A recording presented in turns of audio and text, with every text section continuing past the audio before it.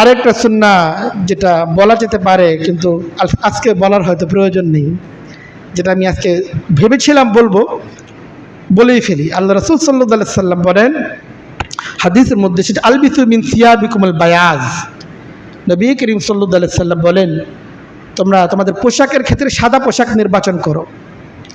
নবী করিম সাল্লাল্লাহু আলাইহি সাল্লাম বলেন, তোমরা যে পোশাক পরবে এটা সাদা পোশাক নির্বাচন করো। ফাইন্না মিন খিয়ারিকুম খিয়ারি সিয়াবিকুম আল বায়াজ, তোমাদের সর্বোত্তম পোশাক হচ্ছে আল্লাহ তাআলার কাছে সাদা পোশাক। তো সাদা পোশাক পরিধান করা এটা নবী করিম সাল্লাল্লাহু আলাইহি সাল্লামের একটা সুন্নাহ, যে সুন্নাহর প্রতি আমাদের যত্নবান হওয়া চাই। আলহামদুলিল্লাহ, আমার চোখের সামনে যেটা ভাসতেছে, অধিকাংশ অনেক মানুষ আলহামদুলিল্লাহ সাদা পোশাক পরে আছেন।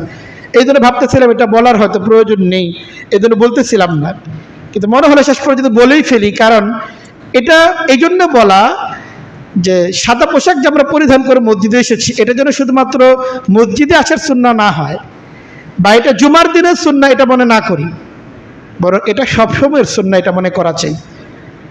যে অনেকেই মনে করে আচ্ছা মসজিদে যাচ্ছে সাদা পোশাক পরে যাব, বা নামাজে যাচ্ছে সাদা পোশাক, কিন্তু যখন কোনো অনুষ্ঠানে যাচ্ছে তখন ড্রেস পাল্টে যাচ্ছে, এমন না হওয়া চাই।